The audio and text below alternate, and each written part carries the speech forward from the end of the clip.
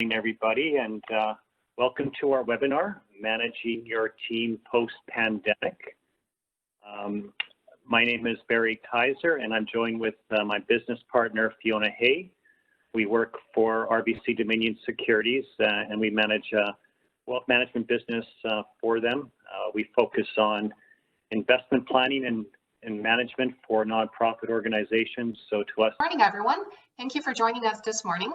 And since our province has declared public health emergency, the schools were shut down, businesses were asked to make major operational arrangements, and workers, many of us have been working from home. It has been almost 2 months. I have seen at the beginning of many businesses were in a panic mode, asking, well, I've never experienced this before. What do we do? And then to scrambling of putting operations online or making alternative arrangements very, very quickly.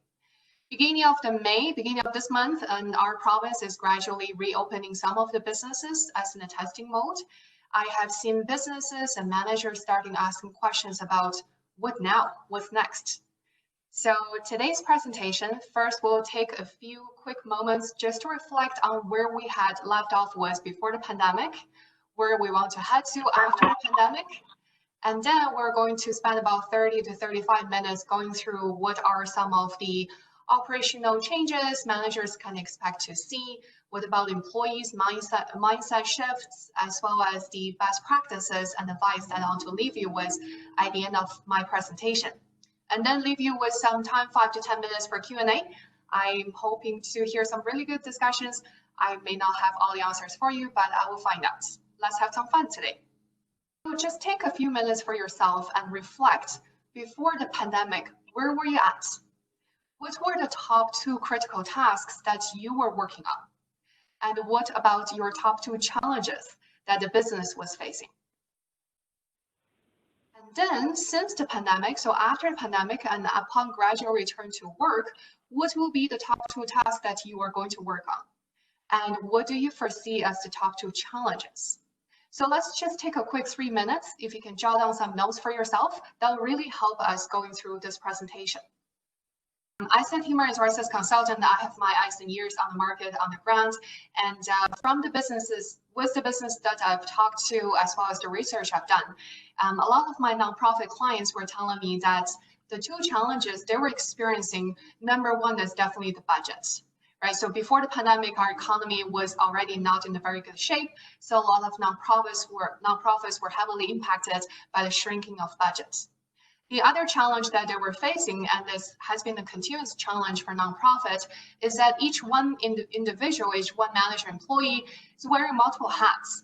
They're always firefighting to get things done while trying to prove the return on the funding's investment, which means they're trying to prove the effectiveness of their programs and portfolios. What about after we're gradually returning back to work? What will be some of your top tasks and challenges?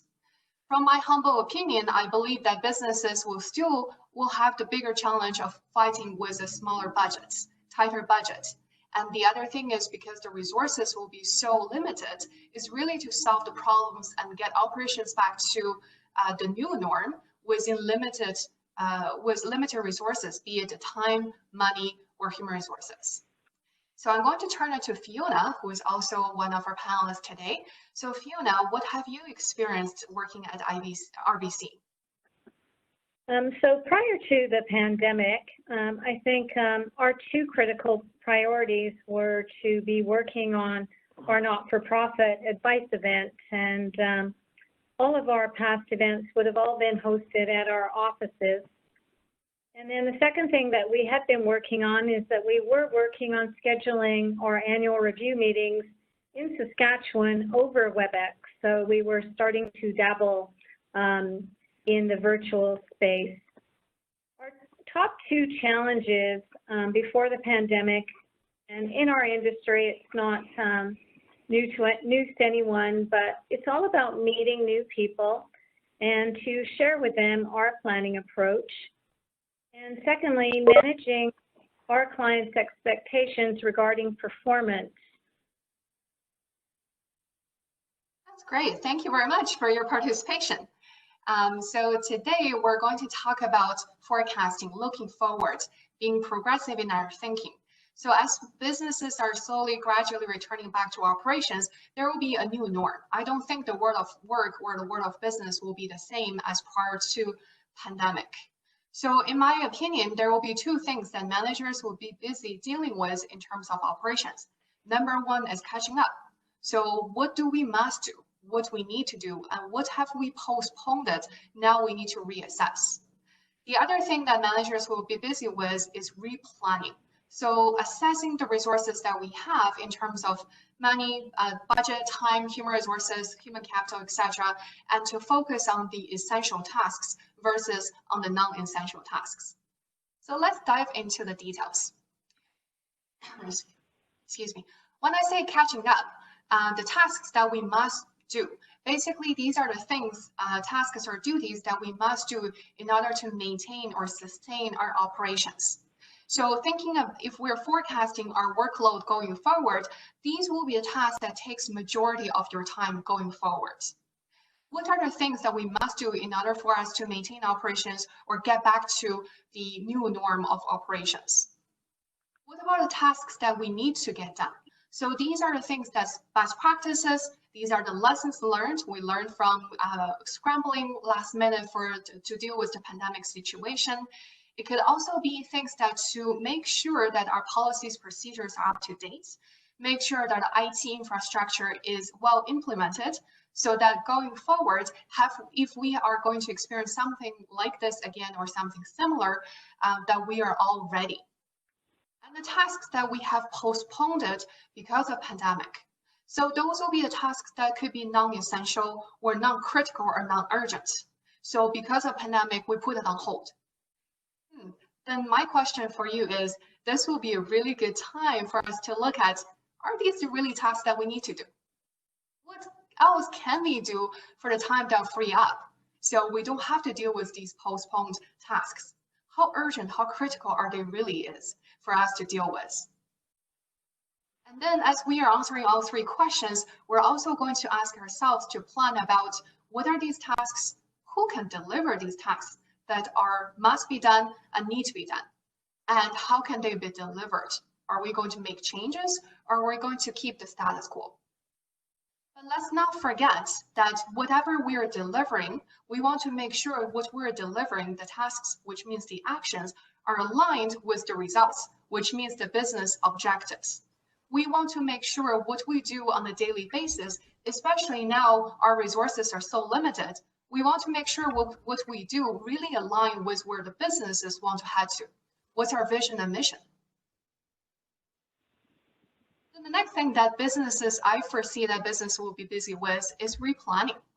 So based on reassessing the resources that we have, as I mentioned, be it time, budget, or human capital, and etc., inventories or suppliers, whatever your case may be for your organizations, what are some essential tasks that we must do? So essential tasks, consider these are your core competency for your organization. Why do I exist in business? Maybe you had a slight change in your business model because now you're putting things online. But what are the major services, programs offering that you must continue with in order to stay in business? And non-essential tasks will be these functions that are supporting the essential tasks and functions. I have seen organizations that they're so busy doing what they do on a day-to-day basis and forgot about the critical relationship between the supporting role of the non-essential tasks versus the essential tasks. So if we think about our majority of our time should be focusing on the essential duties and functions. Same questions here. What are these tasks for my organizations? So going back to your reflection activity at the beginning of our talk today, who can deliver them? So let me share a quick story with you. One of my client organization is in the nonprofit sector. So this is a medium-sized nonprofit organization, and they have been doing pretty well. They have been growing steadily over the years prior to the pandemic. As the pandemic hits everybody, this is an unprecedented situation. Nobody has experienced before. No leaders have a concrete answer. So the business leaders, directors, managers were scrambling to get things online and to change the operations, the way how they operated. But then the managers were also asking the questions, what are some of our major essential programs and service offerings that we should continue to deliver? And how can we deliver them? And who can deliver them? Because in March and April, there were instances that people, they're sick, or they're in self-isolation, where they need to take care of a family member or kids because the schools were shut down, right? So some people who were doing these tasks cannot continue delivering these tasks. There are also people who were considered on a backup list. So the people who can normally deliver these tasks now cannot anymore. So we need to consider people on our backup list who is our successors for these tasks and duties. So the whole question is really based on, we assess that based on the qualifications, the availabilities, and also the performance of those employees from before. In terms of the how can they be delivered? We also looked at, okay, so with these major services and programs, do we deliver them the same way? Do we deliver them the similar way? Or do we completely change the way, the channel, the method, how we deliver them? And this is what I mean by resource prioritization or reprioritization, is to look at what we have and versus what we want to achieve, and to focus on our top business priorities. Okay, so this is another quick check-in moment with you. Post-pandemic, upon gradual return to work, what do you anticipate as employees' top concerns will be? Put yourself into the employee's shoes. What will be your top concerns coming back to work? So let's take 2 minutes to do that. One more time, I'm going to turn it to my colleague Fiona to share her thoughts on these questions. Thank you, Ada. I think they're going to be all over the map. In our case, working downtown, it's going to be the challenge of getting people back into the office through the elevators. I think a lot of people will be asking their bosses, I like being at home. Can I work here now all the time?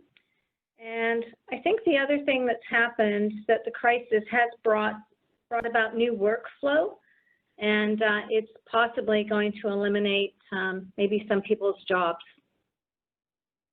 Points. All those are really good points, and I really like the elevator example.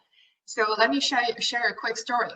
One of my neighbors, she works in a smaller organization, and she's a customer service representative. Her job on a daily basis is really to answer emails and phone calls from customers and have team meetings once per day in the morning. And so I was really surprised that since a lot of us have been working from home, that her boss requested everybody in her company to be in the office like nothing has happened. So I asked her a question. I said, why that? From what I understand that you do, you can definitely do what you do at home. Just make sure that you have the remote working technology set up, and you can still maintain confidential information of the customers. I don't see a reason why you need to be in the office. And she told me that she is so afraid of losing her job. So during this time, whatever her boss asked her to do, she would just do it without questioning. And that's what I foresee as one of the top concerns for employees coming back to work, job security. Will I still have a job? The other questions that employees will ask is, am I going to be safe?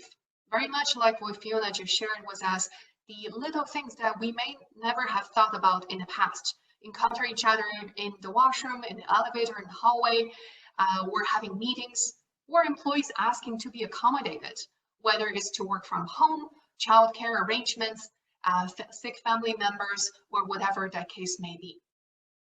And also recently, we've all heard enough from the news about how our meat processing plants in our province have been heavily affected by the COVID-19. So a lot of workers have been asking the questions, well, I am in the office, I don't feel very safe. But on the other hand, I've also seen some good changes. I have been talking with one of the organizations who happens to my clients. In the past, the organization has some concerns about employees' attendance and productivity. And since the pandemic started, because employees were afraid of losing their jobs, they've seen a 20% improvement in attendance, be it in person or online. And productivity has increased by 15% as well. I mean, good for the company, they could track all these data and productivity numbers. But that it shows you that as we anticipated, the situation was really bad for that particular organization, it actually went really well for them. The other thing that I can anticipate or I can forecast that employees have questions about is work and life balance. I recently have been talking to a few smaller employers, and they have been using WebEx and Zoom for team meetings or Skype, whatever the case may be, for team meetings. And that's the way for managers to check in on their employees, employees connecting with other team members, their customers.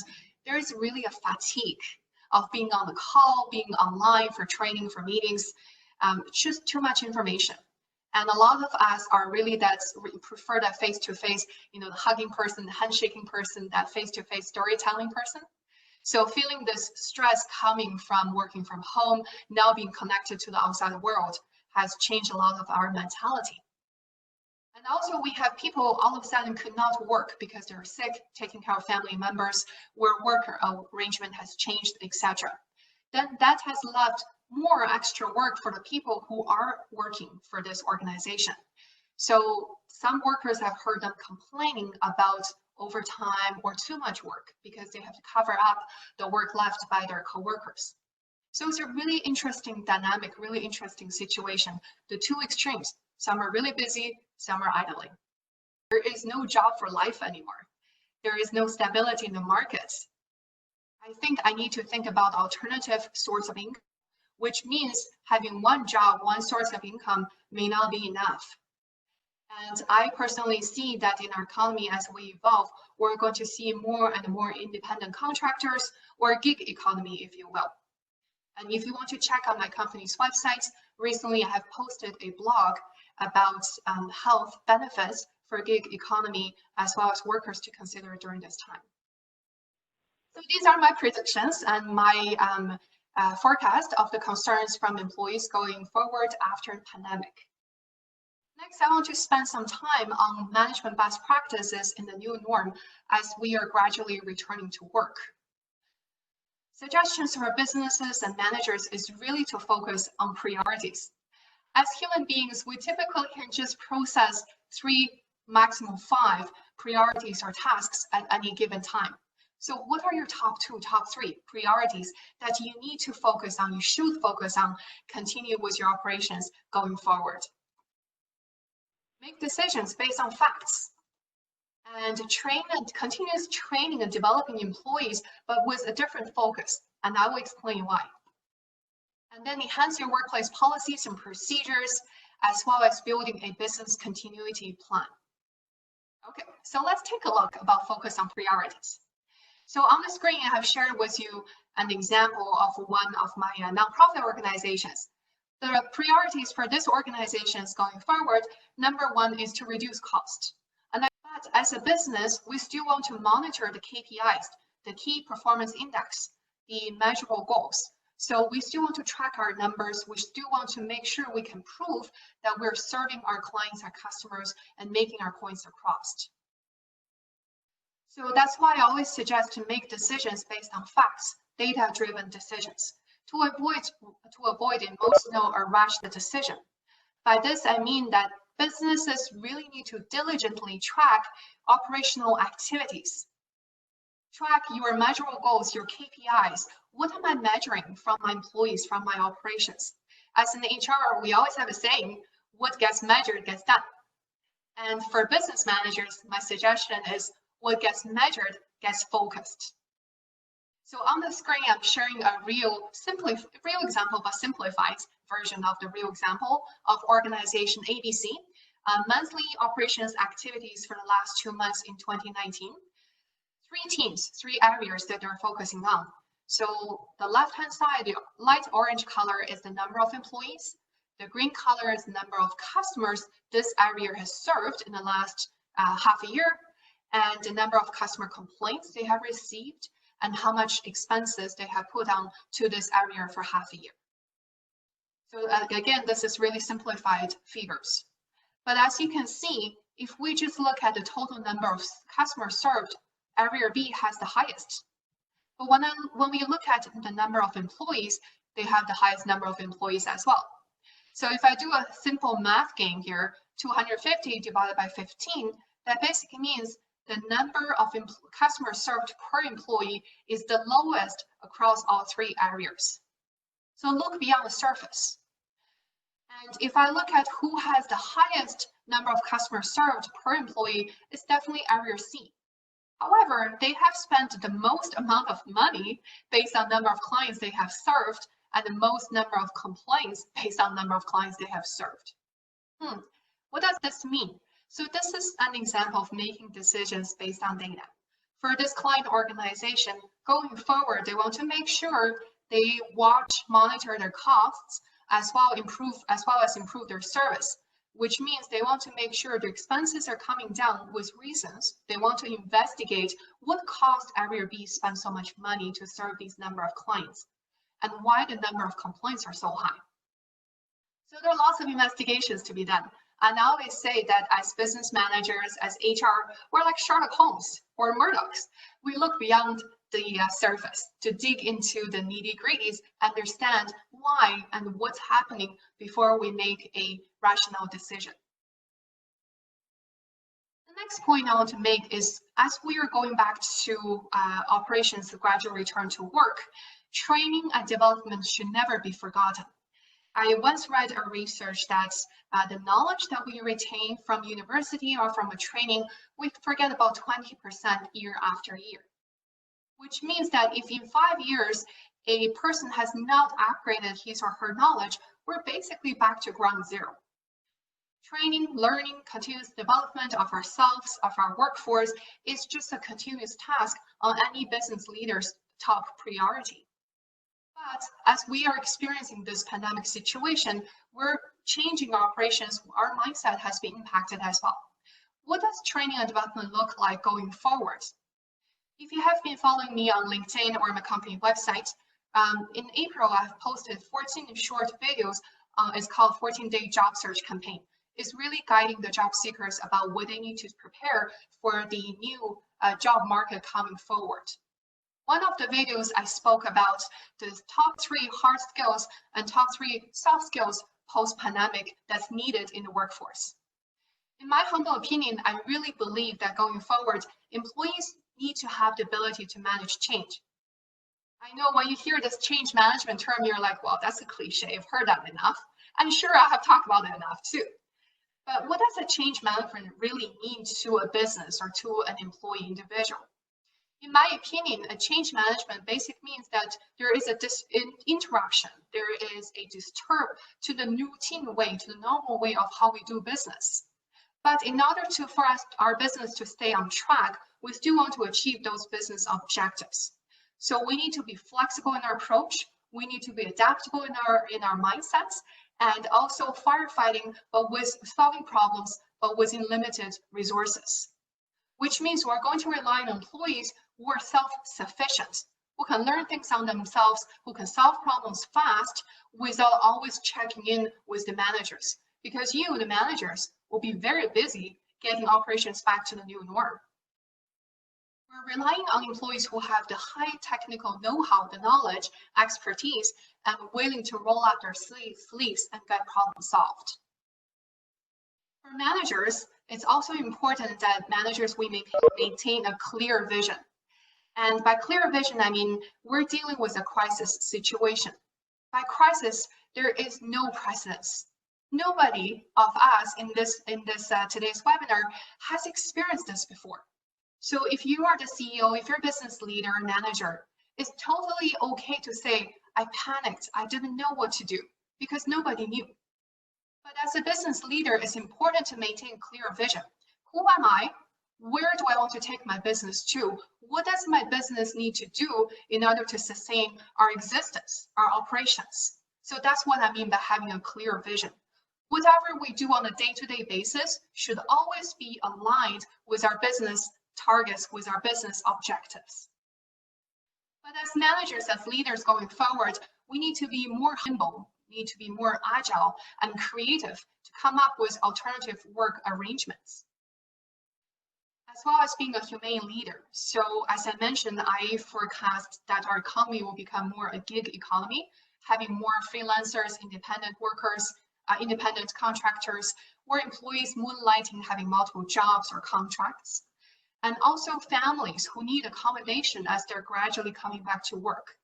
As managers, yes, at the same time, we want to solve business problems, we want to move business forward. At the same time, we need to be supportive and understanding and dealing with employee situation, perhaps case by case, at least for the initial period as we're gradually returning back to work. And then it's also important to enhance our workplace policies and procedures. It's really interesting to know as an HR consultant that during this crisis pandemic situation, a lot of my clients reach out to me to update their policies and handbooks, or think about going forward what are new policies and procedures we need to take into consideration. On the screen, I'm sharing with you a couple of examples. This is definitely not an exhaust list because every business is different. But first and foremost, we want to make sure we have a really good remote working policy. A lot of us probably have remote working arrangements that once in a while, if we have situations we need to take care of, we can have workers work from home. But as we're going through the situation, we may experiencing this closing down of businesses again if the crisis situation is not completely over yet, or if we're not successful in gradually returning to work. So in your policy, you want to make sure that you address the attendance, the dress code, the performance requirements. Just because you're working from home as an employee does not mean that you don't need to be online, does not mean you don't need to serve clients or get work done. So still be very clear in terms of your communication about your performance expectations. A lot of workers now are using company or organizational resources, technology, equipment, devices to get work done. So make sure your workers are aware what's considered acceptable, what's considered not acceptable. Social media. I mean, now as we are all online and some workers have a little bit more time in their hands, I have seen a lot of more posts on social media. And you want to make sure the employee's message does not damage your company, your organization's reputation. We also want to take this opportunity to re-examine our leave and benefits offerings. So those could be your short-term, long-term disability, it could be your sick leave, could be your benefits offering, healthcare, wellness accounts. Always make sure that you have a employee family assistance program as part of your benefits, personal advice. And this is confidential, very low cost for employers to set up, but it's 100% confidential for employees and their dependents to call in to speak to a counselor should their experiences hardship in their marriage, in their relationship, and with their teenagers, or with work or life or health situations. It's confidential. Employers don't see any of that information, but it just gives another layer of support for employees to seek help from. Pandemic plan. This is a plan for you to make sure that you have a succession. You have a succession plan. You have a communication plan.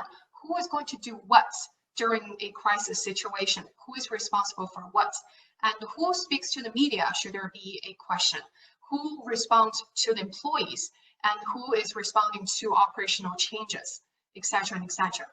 And at what stage do we make alternative arrangements to work from home, or shut down the office, or have a reduced workforce?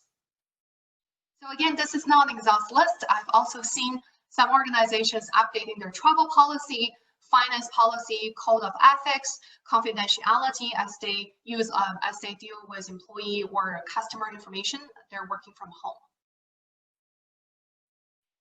And the last point I want to make is about the business continuity plan. Don't be scared by the title that it sounds really fancy. The term basically just means we need to have a plan in order for our business to continue to exist, to continue our operations. And this plan is going to look different for each business. So first, let's ask ourselves, what were some of the lessons learned from this pandemic? What did we do really, really well that we can continue to rely on? And what we panic? What did we not do very well that we need to change going forward? And again, as I watched the news that in China, as the cities were gradually reopening to businesses, people's lives were getting back to normal. Just last week, a city that were opened up were shut down again due to another few cases were discovered. So we are still in the changed mode. Things could still happen. We want to make sure that we have learned a few lessons so we can carry those lessons learned to become best practices going forward. And who should be on your committee to form this plan? This could be your business leaders, or it could be your long-term employees or managers who have the knowledge of your business, of your operations. But you also want to have someone who is monitoring the market, who has the pulse on the ground of the market, of the government programs, of the crisis situation.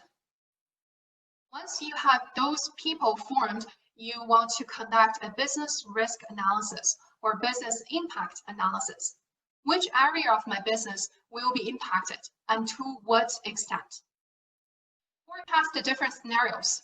So one of my clients, nonprofit organizations, we were considering, okay, so what were some of our major essential programs and offerings?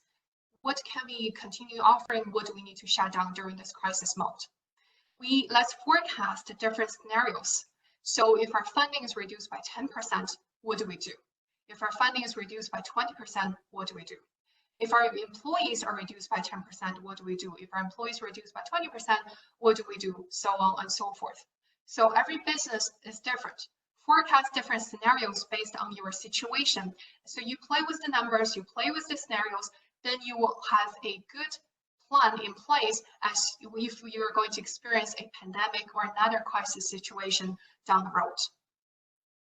And then once we have these forecasts done, scenarios built, we want to build strategies to ensure business operations based on different scenarios. And let's not forget, just because we have a perfect plan in place, it's never perfect until our stakeholders on our boards, which means that employees are trained, communicated with what we want to do. We implement it with policies, procedures, clear communication. We test it, and we may need to make adjustments as we go forward. Okay, so and just a reminder, kind reminder for our employers, I have received some of questions lately about the Alberta Job Grant. It still is in existence. Their grant basically provides employer with at least 2/3 of a cost to cover your training, as well as that if you hire someone who is unemployed, then 100% of the cost will be covered through this Alberta Job Grant. So take advantage of the from different levels of government's programs to help businesses through this tough time. That concludes my presentation, and I'm very happy to hear any questions that you may have. We haven't gone through a pandemic in 100 years, but by your presentation, seems like you have a few times. Just seemed very well prepared, really great content, and I want to thank you on behalf of Fiona and myself. Fiona will be sending out the presentation deck again at the end of today. And please feel free to reach out to Ada, Fiona, or myself, questions or inquiries. And we wish you the best success in transitioning safely back to your offices. So with that, thank you and have a great day.